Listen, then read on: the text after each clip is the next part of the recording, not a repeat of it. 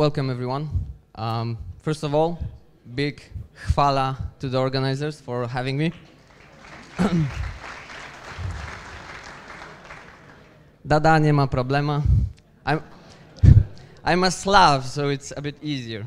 But you need to be careful with that, because yesterday I realized that in Serbian, prawo means straight, and in Poland, prawo means turn right. So I will be careful explaining directions to a Serbian. So this talk is Sylius under the hood. Usually I'm talking about Sylius in a big picture, focusing on all the features and the general overview of the platform. And this time I will try to be more technical and basically show you the concepts that you have learned about in the morning, like dependency injections and responsibility principle, in a practical example, in a bigger project which is available for you to view on GitHub. It's open source. So I hope you enjoy. My name is Paweł Jędrzejewski. My last name is not the easiest one to pronounce, but you can try. I'm a huge believer in open source. I think it's the best way to develop software nowadays. And basically, if you do your own reusable application at your company, the only way to make it successful is to open source it early enough. That's what I recommend. I started the Sylius project, and I also co-founded a company called Lakion, where we basically combine business with open source, which is, I mean, maybe not unusual, but difficult. So we are providing development, consulting, and training services around Sylius. I came here from Łódź, which is a really nice city in the exact center of Poland.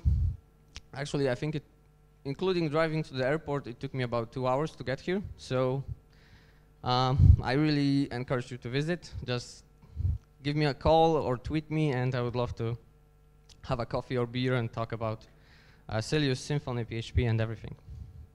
So, quick introduction to the project itself. What is Sylius? It's e-commerce platform for PHP. And in some ways, it's similar to like Magento or PrestaShop, but I would say our end goal is to be like PrestaShop or Magento, where you just install it and you get a fully working e-commerce application. Currently, Sylius is like a platform, something you use as a foundation and something that is really decoupled. I'll show you later how you can use separate components. The platform itself is based on Symfony, and I like to say this is my community, because I started being open source developer thanks to Symfony, and Sylius itself is based on the full stack framework, so it uses all the bundles and all the Symfony components. Just quick overview of where are we currently. We have reached over 200 contributors. The components and the platform itself combined has been downloaded over 900,000 times. More than 300, almost 3,500 people are participating in translating Sylius into different languages, including Serbian. The components and the platform itself, usually heavily modified, has been running production for in some cases for years now. What I like to highlight about, not particularly about Sylius, but open source in general, is that into every open source project, thousands of man hours,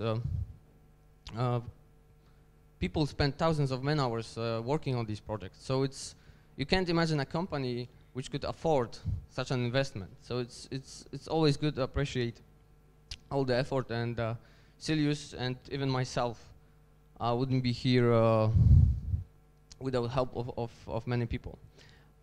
The other cool thing is the combined experience. So if you're a company, you can work, I don't know, on 100 projects a year, but this is still only 100 use cases.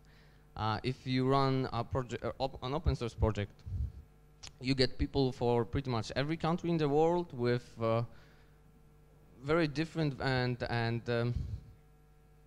very different use cases, which gives you a better perspective on how the platform should work and what are the requirements really, not just for this one client or this group of clients that you have at your company. Building Sylius has been also a way for me to break up with the old PHP world, something that I called old PHP way, where all the applications were very monolithic. I think Sean mentioned a big ball of mud, so this is what I consider the old PHP way. They were really not test friendly, and even today, a lot of developers do not test their applications, but you can partially blame it on the software, because the solutions that we had previously on the market were not really test friendly and not developer friendly.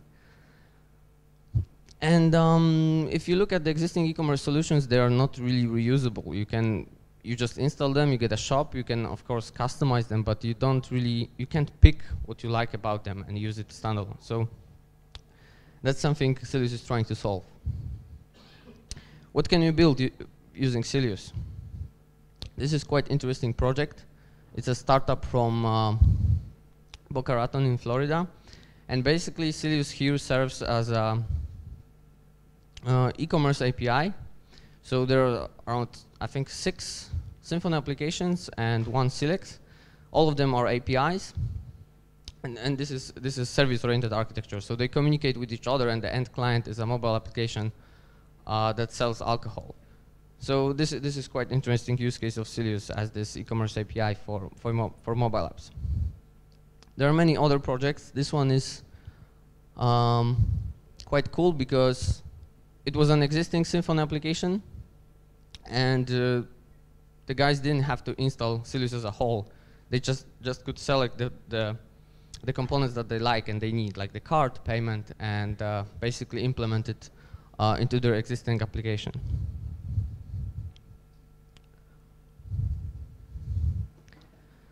Do you know this tool, Scrutinizer? Yeah, so I always show this on my slides, not to brag about the quality, which is, I think it's quite high for such a big project with a lot of classes and external libraries, and few years into the development. I'm quite happy about it. It used to be a bit higher, but I show Scrutinizer because it's something that can really improve your development workflow. So basically, I bet that you know tools like Travis or Circle CI, the continuous integration tools. So this is continuous inspection. It basically does the same thing, but instead of running your automated test on the server, it performs static analysis on your code. So it measures the complexity of every single method, of every single class, cohesion, coupling, and so on. It comes up with this nice number, the rank, the quality level, but it also finds most common issues in your code. And what I find really interesting is that it's very motivating for the developers working on the project. They maybe compete is the wrong word, but basically after they open a pull request, all these analyses are performed, and they basically are unhappy if the quality of the project gets lower with the pull request. So they always try to keep it high. This is something that we use for Sylius, and like I said, I'm quite happy with the quality. So one of the goals of this talk is to encourage you to have a look at Sylius, and a lot of people are looking for a reference of a big project that is open source, that they can open and look at every class, how it is built. I'm not saying it's perfect, because from where I'm currently, I would improve a lot in Sylius and change a lot of stuff and use more value objects and all this cool stuff. But I think still it's a good reference for big applications. Legos. I bet that many of you, just like me, played with them. And what I liked about playing Legos is that you have these building blocks, and every single block has a different function. You have the most basic ones, like this, which just, I don't know, make the walls of your home or something like that, but you also have cogs, you have these black pipes, and so on. So every single component has a different use case and solves a different problem. But the beauty of Lego was that you can combine them in your very own way and build your own creation. So using loosely coupled building blocks was one of my goals when starting Sylius. Obviously, I've been heavily inspired by Symfony because Symfony first introduced like the idea of having a component-based framework in the PHP community. And obviously, the benefits of having these loosely coupled building blocks is clear separation of concerns. So every specific component deals with a different aspect of e-commerce. It's also, I mean, I'm talking about Sylius, so I say e-commerce, but basically it's true for every kind of application. Like it has been mentioned a lot today, it's a lot easier to maintain smaller pieces of code, and this means smaller classes, but generally smaller libraries that are collaborators that work together. Reusability, that's my favorite one, because I mean, everyone hates to write this login and registration form in every application. And I hope I'm not alone, but I've been annoyed with the need to write your own product catalog, for example, because not every e-commerce application is a full shop. Sometimes this is just a catalog of products with some marketing materials or something like that. So it's not necessarily full cart with taxation and shipping. And it's true for any kind of application, of course. It requires good design, which is hard. And obviously it takes more effort to build decoupled applications, because you can decouple on many different levels. You can decouple classes and follow the single responsibility principle. But you can also do the same on a higher level. Like if your application deals with, I don't know, cooking recipes, and cooking recipes have comments. You don't need to write the comment system every time you start an application. Obviously, currently it's not smart to do your own comment module for any framework, because most of them have one already, or you can use stuff like Discus. But reusability is something that you always think when writing code. I mean, it will save you a lot of time in the future.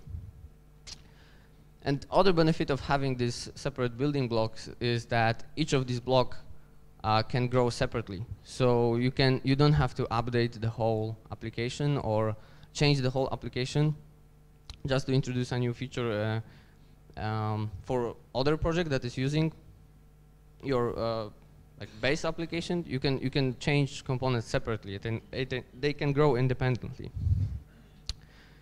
So, in a big shortcut, what is under the hood in Sylius? First of all, we have Sylius components, which are standalone PHP libraries for e-commerce. So basically, the building blocks that I have been talking about. They are not coupled with any framework. So they are not Symfony specific. You don't need to be a Symfony developer to benefit from Sylius. You can grab a component that you like. It can be a shopping cart. It can be product catalog. It can be taxation engine, which helps you calculate taxes. So this is really useful no matter what your tool set is. Then we have the bundles. And bundles are basically integration layers for the components and Symfony. So if you want to use the product catalog and you're a Symfony developer, basically the bundle saves you time because you don't have to configure it manually and do it over and over. In every application, you can just install the bundle. You'll get the services, form types, and all this Symfony stuff. Components and bundles combined build what I call Sylius platform. This is the full stack Symfony application that I have been talking about. And it's using Symfony 2.3 right now. We will be upgrading to 2.7. And this is the biggest work in progress. I would say the components and bundles are quite safe to use in application, but if you want to build something on platform, you better be maybe not very experienced, but at least a good Symfony developer and comfortable with fixing some stuff. So enough about Sylius itself. How to decouple? So it's like I said, it requires a good design, and good design is very hard. It's simple, but it's hard to come up with. And if you're using Doctrine, for example, there's a lot of stuff that is like blocking you from having fully decoupled components, because it's hard to, for example, in Sylius we have product catalog and we have a pricing system, and they are fully decoupled. They don't know about each other unless they're connecting the platform in the core. So I want to show you some code today and several ways of how can easily decouple things on the higher level. So for example, different components working together, and on this lower level, so your classes and their responsibilities. The first rule is depend on abstractions, not implementations, and use interfaces to connect components. So basically, to me, every interface is a kind of a contract that I make with maybe not partially with the application and other developers. So if I come up with, for example, here we have taxable interface. I'm not sure how good it is. Yeah, it should be fine. So we have taxable interface. And this is the contract that we have agreed on in Sylius.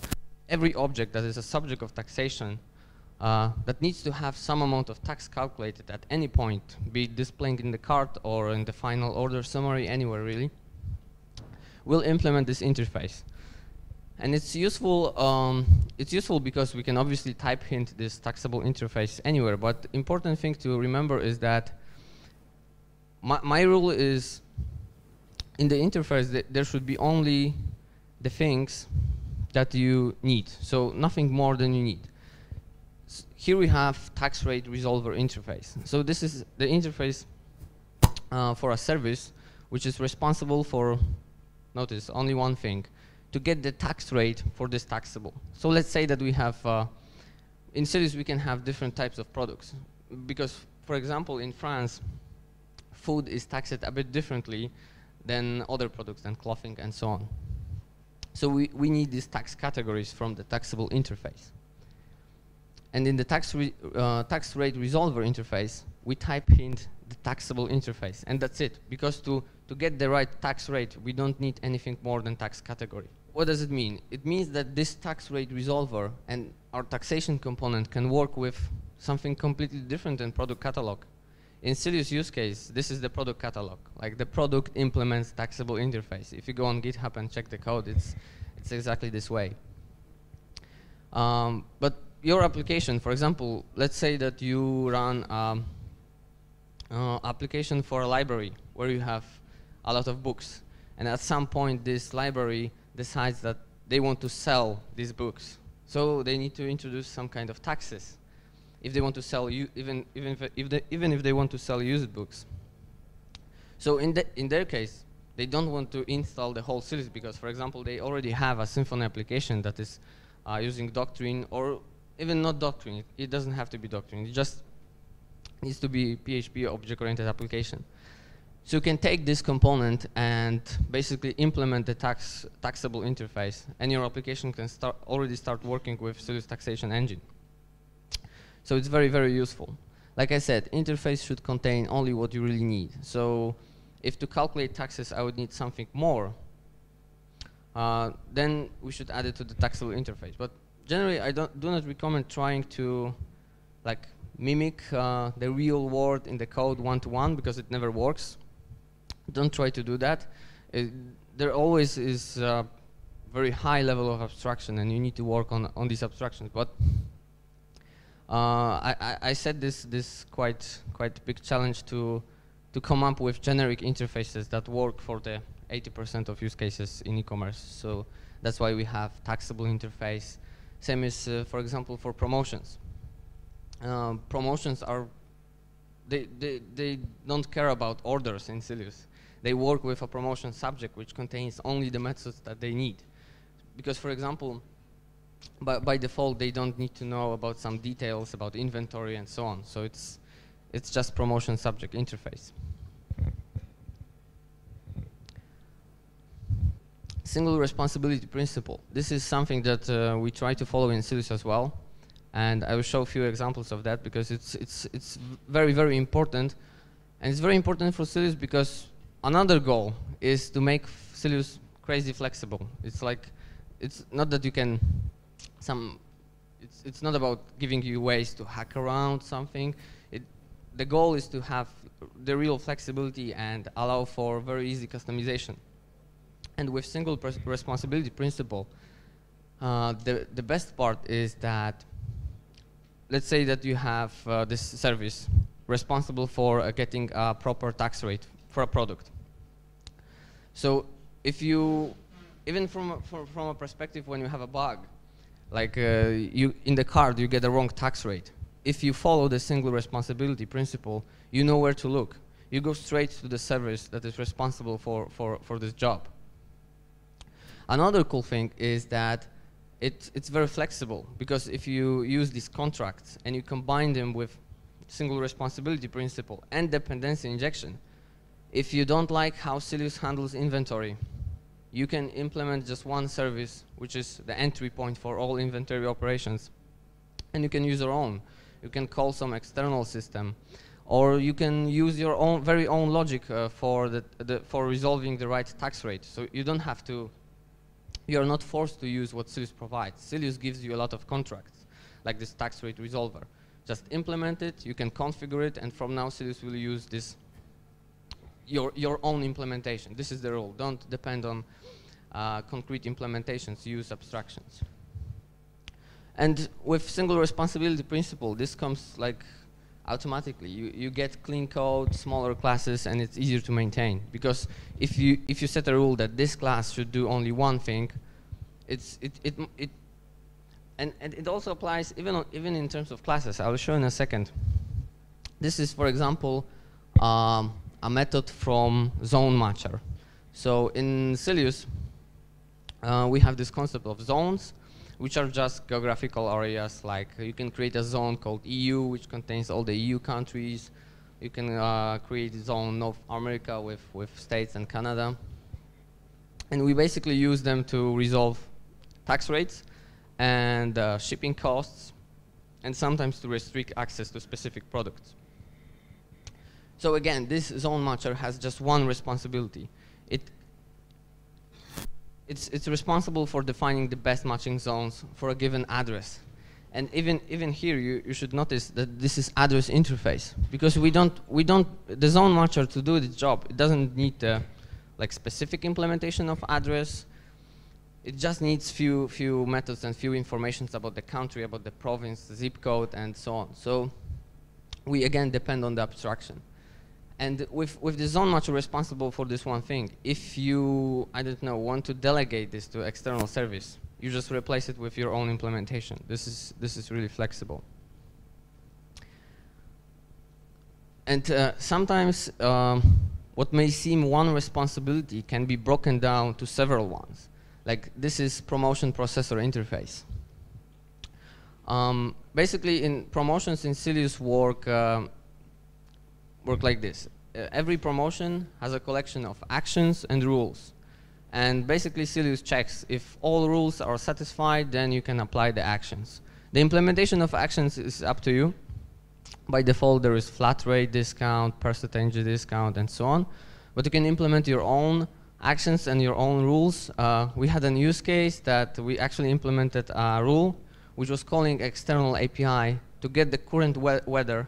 And if it was raining, it was applying a 5% discount to all the orders. So that's quite flexible. So the job of the promotion processor is to apply the promotions to a promotion subject. And this is not an order. This is not connected to the Sylius order component. You can use it with, if you have your own e-commerce application and you want to benefit from Sylius promotion system, you can do this. It takes a bit of coding because you need to basically implement these classes, but implement this interface. But it's still a lot better than writing your own. So the promotion workflow is to find active promotions, and if the subject is eligible, apply the promotion. Like I said, on the first look, it may seem that the only job is to apply promotions. But to apply promotions, you need to get the active promotions. You need to check if the order is valid for this promotion, and then finally you need to apply it. Like I said, promotion has multiple actions, so it's not just a one method call. It's a loop and a bit more logic. So in Sylius, we are separating these concepts. We are breaking down this what looks like a single responsibility into multiple ones. So repository finds active promotions. Promotion applicator is about applying these correct promotions. The checker is deciding if the subject is eligible for the promotion, and the promotion processor combines these three services. So we have the repository interface, which has this method find active. This is again a contract. It doesn't have to be doctrine repository. It can be your own implementation. It can be in-memory repository like you have seen in the previous talks. So this is totally up to you. Then we have the promotion applicator interface, which applies a specific promotion to a promotion subject. The author of this class is probably somewhere in this room, Sasha. So this is another responsibility. And finally, we have the checker, which decides if the given promotion subject is valid for this promotion. So it can check a coupon code, it can check the amount that the user has spent. It's really up to you to implement the logic. And this is the example of dependency injection in Sylius. So into the processor implementation, we are injecting all these services. So no logic is hard-coded inside the processor. You can override it, you can write your own, but if you want to just change subtle aspects of how promotions are processed, you can replace one of the collaborators with your own implementation. You can change the applicator to execute actions in a different order or something like that. So it's really flexible. And remember that maintenance of bad code is always more expensive than writing good code in the first place. So I know that sometimes we are forced I mean, you're never forced to write bad code. There are no excuse for that, but I understand that completely because initially I was only developer. Now I'm like this freak hybrid which deals with the business and development at the same time. So on one hand, I understand developers that they don't like to be pushed and they don't like the word deadline. But on the other hand, I understand the business has its specific goals. The thing is that we as developers need to take part of responsibility and we shouldn't be like just watching the whole nightmare happening in front of us because we are part of this problem. So we should always stand up and at least try to explain the importance of writing a good code in the first place. I mean, I'm not talking about beautiful code because this doesn't matter, but the structure and the architecture is really important. And following these simple rules like single responsibility principle, using dependency injection, and all these really simple patterns like we learned today, it has a lot of fancy names, but it's a simple concept, really. It's just injecting one class into another. And you can be even cooler if you use the interface. Then you can change implementations and customize the logic. But even more important in this agile, fancy word, environment, change is constant. It's like your client changes his mind every day, and usually he doesn't even understand his business fully. Like he has some ideas and he wants to implement, but next week he changes his mind. So for the sake of your own sanity, I mean, probably I shouldn't be telling this to you because you guys paid to be here and to learn and become a better developers with all these concepts. So, but yeah, it's very important to have this in mind, and we should always stand up and explain why it's important.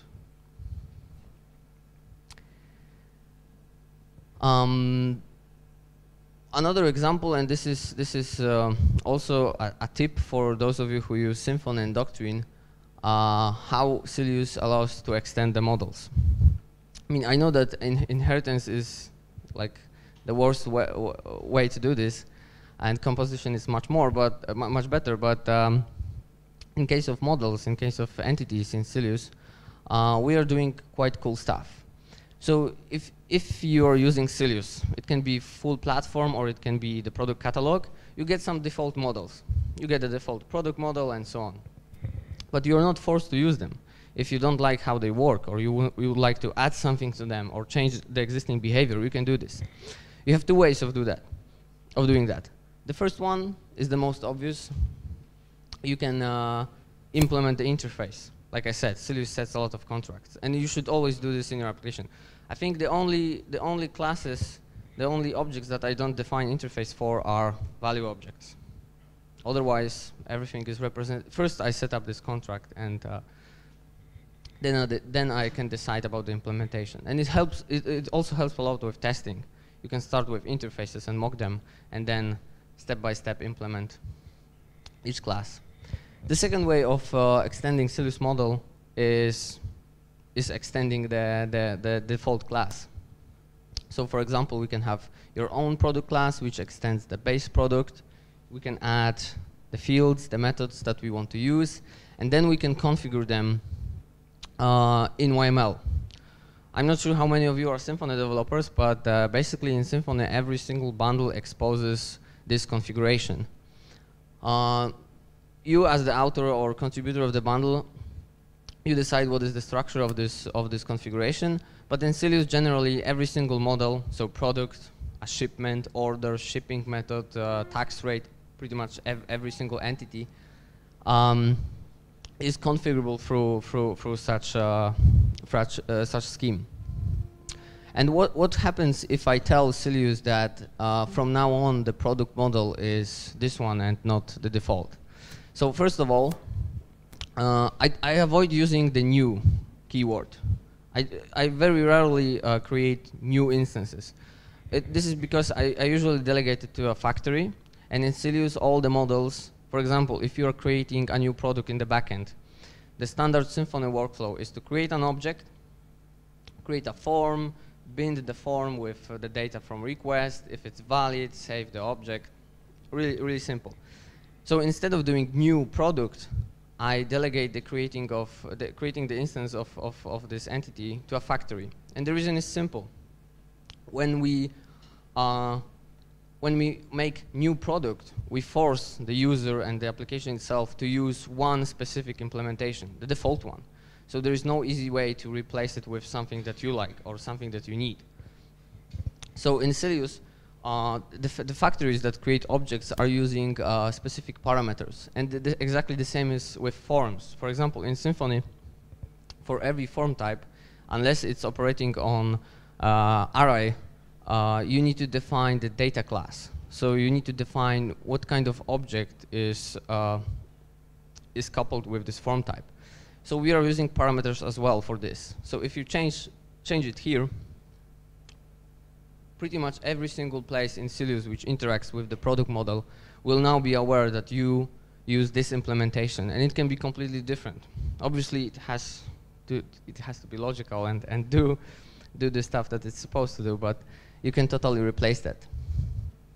But then comes another problem. For those of you who work with Doctrine, and I mean, I think it's true for other ORMs. I don't know how they solve it, but let's say, well, you can already guess that Sylius has a lot of relations. The order model is related to a lot of different stuff. It's related to order item, to shipments, to payments, and a lot of other entities. So Symfony and Doctrine has this nice way of using this thing called resolve target entity listener, which allows you to define the relations with interfaces or abstract classes. So in the Sylius default mappings, we don't really use concrete implementation. So as you can see here, the order item entity has this variant field, which is a simple relation to a specific product variant. So instead of telling Doctrine that you need to use this concrete implementation of product variant, we say that this object is related to an implementation of variant interface. And if I configure, in this case this is product variant, but for product, if you would relate to product interface, it works exactly the same way. So when I change it here, all the relations are automatically updated on the next loading of metadata. So you're not forced to use this one implementation, even in doctrine relations. There's a cookbook article on in Symfony documentation. You should check it out if you work with Symfony, and even if you don't work with Symfony, this is doable manually with Doctrine as well. So I really recommend. This is great for, I mean, at least in my opinion, this is very useful for decoupling. And this is how it was possible for Sylius to have all this stuff and have all these components separated and decoupled. Another interesting thing that even if you don't want to get an opportunity to work with Sylius, but I think it's worth using in your own applications to make them more flexible and extendable, is something that we call in Sylius calculators. So in Sylius, every order has several shipments, can have several shipments, and for every shipment we need to define the shipping cost. So obviously we can do it the easy way and hard-code it somewhere, or create a small service that calculates somehow and have even use interface and have different implementations. But we come up with a quite generic system for this. So every shipment has a shipping method, and shipping method basically is a name like DHL or UPS, something like that, and a configuration. Then we have a service registry instance. The service registry is, well, maybe I'm wrong, but in my opinion, this is one of the rare, or even in Sylius, this is the only valid use case of kind of service locator pattern. Because service registry basically holds, it's called a registry, but it could actually be a calculator collection, for example. Because it basically holds instance of calculators associated with the like alias or simple name. So if you have a flat rate calculator, this is a specific service registered under this name. It doesn't know, it's not the same thing as injecting the whole container. Service registry doesn't know about all the other services, templating and everything. It knows only about these these shipping calculators. And then we have this delegating calculator, which decides which is the right one to use. So the simplest implementation in Sylius is the flat rate calculator. It basically returns a fixed amount that you have configured in the backend. So if you say that this shipping always costs 20 bucks, it will just return 20 bucks from the configuration. Just one single simple method calculate, which again works on this shipping subject interface. It doesn't work even on shipment. It can be something different than shipment. It's responsible for calculating the cost of shipping something. Then we have this delegating calculator. So this is delegator pattern. It's quite interesting because it basically gets the name of the calculator from the shipping method, and then it uses the right calculator to calculate the amount to pay, and uses the configuration from the shipping method. So when we want to get the shipping cost of a specific shipment, we don't have to bother deciding about what calculator to use. If it has defined shipping method, we can just pass it to the delegating calculator, and it does the job for us. Delegates the logic to other service. If you have worked with Symfony Forms, you should be familiar with that concept already, but it's a builder pattern. It's very useful.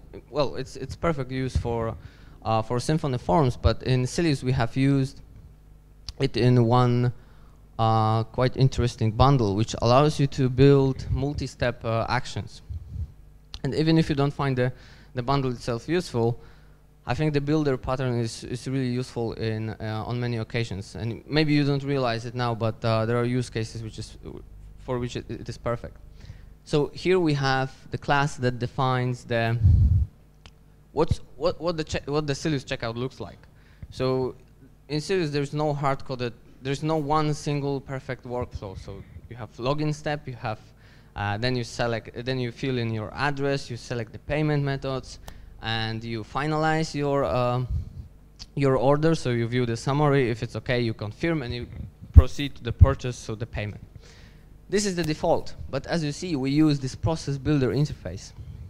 And just like in Symfony Forms, we can add specific steps in different order. So if you want to have your own Sylius checkout, like very different with custom steps, you just use this process, you define your own process scenario, and you can use this builder to easily add steps. And you can use existing steps or create your own.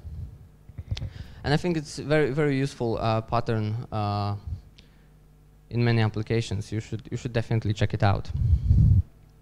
Another cool thing that you may find useful in your applications is state machine. So state machine is very, very simple concept. Again, it sounds fancy. It's a machine, it deals with state, but let's say that you have, in one of the use cases we have, we build application that handles what we call demo rackets for tennis.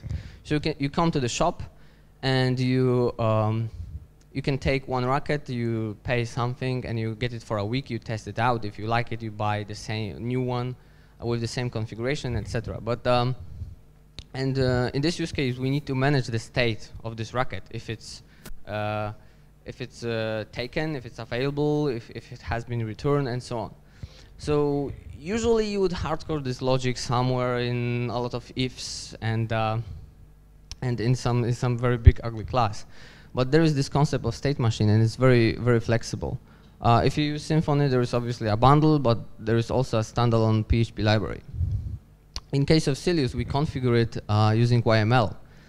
So for example, this is the state machine for order. First of all, we define the class, and as you can see in the top, it's Sylius model order class. So again, we don't hardcode the model, we don't hardcode the implementation. You can replace that with, if you configure different implementation of the order, it will be replaced here by Symfony.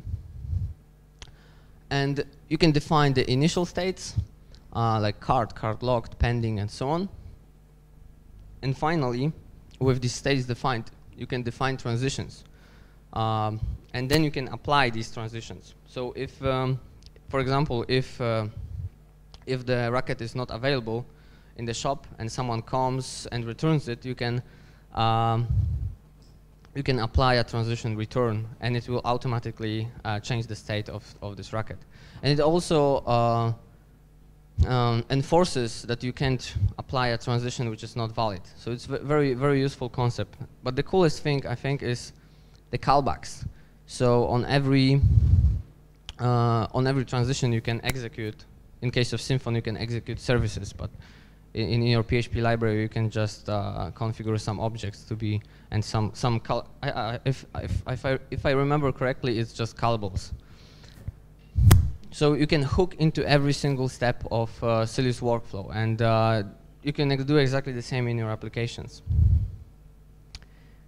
So events. Well, I think that's the simplest concept that we use, but I still see people struggling with that and not using it enough. I mean, it's not about filling every single line of code with pre and post events, but they're really useful. So if we have the shipping step in Sylius, this is the step of checkout where you decide about what kind of shipping method you want to use. And with this event, for example, in one of my workshops, I use an example where you have packaging type for every shipment. So we create a simple packaging type entity with a name and price. Then we display it, then we add a relation to it on the shipment model. We customize the form to allow users to select the kind of packaging that they want for every shipment in the checkout. And then all you need to do is just hook into this event and add the price of the packaging, if it's gift packaging, for example, to the order total. So what sounds like a bit complex customization where you need to add different packaging types and different pricing, if your application is decoupled enough and modular and uses events, this is really simple to implement. The workshop takes, I don't know, this task itself less than an hour. If you're experienced, you can do it in 15 minutes. Yes, and you can hook into these events with simple listeners. So this is for the order confirmation. So again, we inject the sender interface, which is responsible for sending the emails. and we listen to the event which happens when the order is completed. How is my time? Because we are off the schedule. Okay, so how to get started? It's quite simple. With Sylius, we have two editions. The first one is Sylius/Sylius. You can create it with Composer, and this is the repository on GitHub that allows that we use for contributing. So it contains all the bundles and all the components together in one single Symfony application. But I run a command on the server which splits it into separate components, just like Symfony. And then there is Sylius Standard. The only difference is that in Sylius Standard, all the Sylius sources are not in the source folder, but they are actually installed through Composer, so they're in the vendors. So the Sylius Standard is your starting point if you want to create a new application. You can then just run Composer update and get Sylius updated. And then we actually have, I don't know if it works. I remember that Sasha made this web installer like 2 years ago and it was working, but right now I think it will probably crash, but it was done for fun. But the current recommended way of installing Sylius is using this command. It will ask you questions and you're ready to go. State of Sylius itself. We are a bit late with the roadmap, so if you look at Sylius website, you will see that, yes, we are late. But with open source, it's always, setting a date is really difficult because you never expect, you can never guess the amount of contributions that you will get. Sometimes you will get more, which is a big incentive to add more stuff because, oh, we have this guy who implemented this whole referral system. Would be so cool to add it to the core, but still, this will take a month more or something like that. But it's stupid to waste his work. So you're always on the edge if you're done or if you should add something more. The components have been used in many live projects, but the platform requires a lot of work and stabilization. So unless you're an experienced Symfony developer and comfortable with fixing some stuff, I do not recommend starting a project yet. The documentation itself is a big work in progress, and it's light years behind the Symfony documentation, but I think Symfony documentation is a larger project itself than Sylius. And I'm saying that because I bet that a lot of you are Symfony developers, but even if you are not, as you can see, Sylius is not Symfony specific, and you can benefit from it and use it. So I'm encouraging you to contribute. Well, in my case, open source changed my life in so many ways that it's hard to describe. So if you're an anonymous developer and would like to grow faster than you can do, even if you work with awesome colleagues at a company, I think open source is the way to go. So I really encourage you to start your own project or contribute to existing projects or Sylius. Documentation is on docs.sylius.org, and obviously the website is here. I have one thing more to show. If we have time, if there are no questions, I will show it, but yes? Okay, so Sylius has this cool thing called resource bundle. At summer camp, we'll have 2 workshops. One by me will be modeling by example, so combining DDD and BD.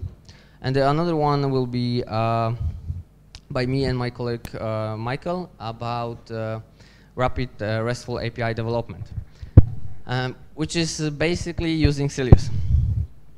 So we have this Sylius resource bundle, which is like, I wouldn't say it's an overkill, but it's another level of abstraction on top of persistence. So we have Doctrine, for example, but we have Doctrine ORM, we have Doctrine MongoDB, we have Doctrine PHP Content Repository, ODM. So a lot of different ways to persist the data. And one of the problems that we had with Sylius is there was a big amount of duplication, for example, in the controllers. Because in case of product catalog, it is very crudish. You have always create, update, delete action, and so on. And in case of many other entities, we have the same problem. So initially we had a lot of duplicated code in these controllers because they needed to handle the same actions. So we come up with something like resource controller, which is a generic controller that if you configure something as a resource in Sylius with few lines of YML, let's say that you have a product brand. This is actually from one of the projects. You have a product brand entity. This is a mapped entity. The configuration is in YML, but this is just the simplest class ever. And if you configure it as a Sylius resource in YML, it's just for Symfony. But I think you don't need to know Symfony at all practically to benefit from the API part of this. So you define it as a resource. You define the driver that it's doctrine ORM, but it could be doctrine MongoDB. For example, if you create a document, you say that this is a product brand class. And then you just need to, with three lines of YML, you configure configure the routing for this entity. So and you say that this is type of Sylius API. And what happens next is that you get a full RESTful API with all the HTTP methods, of course, respected for creating, updating, deleting, displaying a single instance, displaying a paginated collection. You basically, after doing these 3 steps, you can already call the application with curl, and it does the job for you because it's a generic CRUD controller which supports all these actions.